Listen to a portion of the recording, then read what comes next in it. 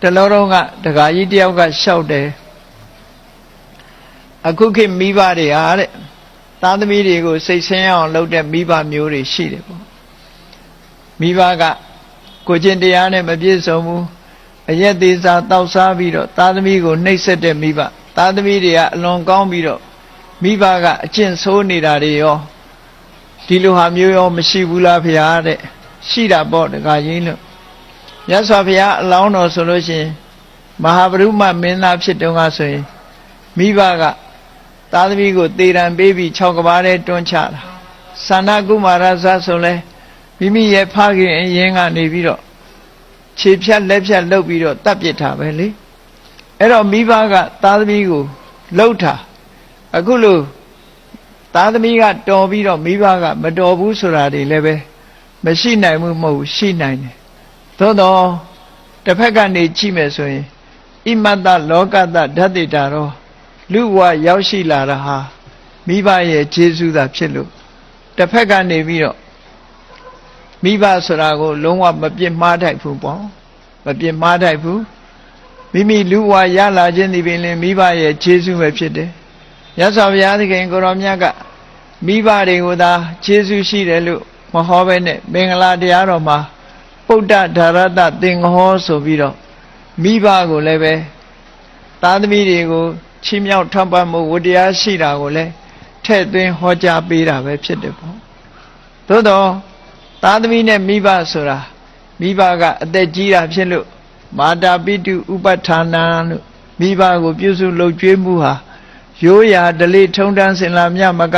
သူတော်ကောင်းတွေရဲ့အစဉ်လာဖြစ်လို့ဒီလိုဟောကြားတော်မူခဲ့တာဖြစ်တယ်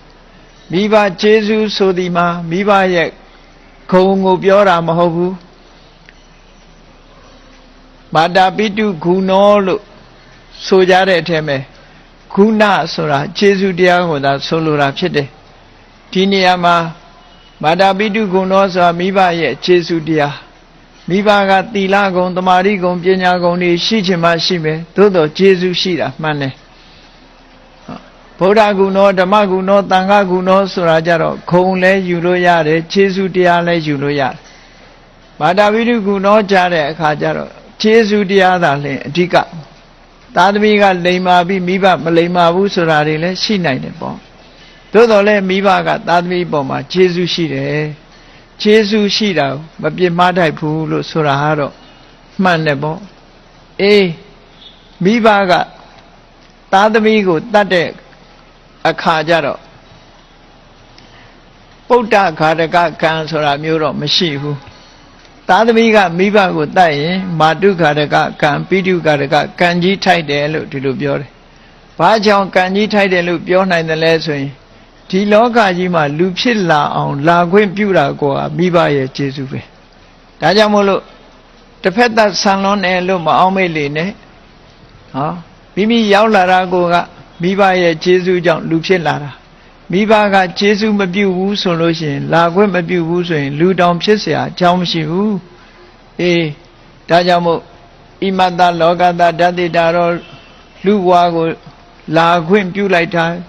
လူလောကကြီးနဲ့ဆုံတွေ့ခွင့်ပြုလိုက်တဲ့ဒီကျေးဇူးတရားဟာ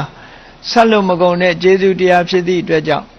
စော်ကားမယ်ပြစ်မှားမယ်မိဘကိုတတ်ဖြတ်မယ်ဆိုရင်မာတုဂါရကပိတုဂါရကခံကြီးထိုက်တယ်လို့ဒီလိုဟောတာဟာအလွန်မှန်ကန်တဲ့အချက်ရှုထောင့်ကနေဟောကြားတာသာဖြစ်တယ်ပေါ့အေးဒါကြောင့်မို့ရဗုဒ္ဓရဲ့အဆုံးအမကိုလိုက်နာကျင့်သုံးကြတဲ့ဗုဒ္ဓဘာသာဝင်သူတော်စင်တွေဟာဘယ်နည်းနဲ့မှမိဘကိုပြစ်မှားတိုက်တာမရှိဘူးတဲ့မိဘရဲ့ကျေးဇူးတရားကိုမှတ်သားနာယူပြီးတော့မိဘအပေါ်မှာစော်ကားလို့တဲ့စိတ်ကလေးတောင်မဖြစ်အောင်ထိမ့်သိမ်းဆောက်ရှောက်ကြရမှာဖြစ်တယ်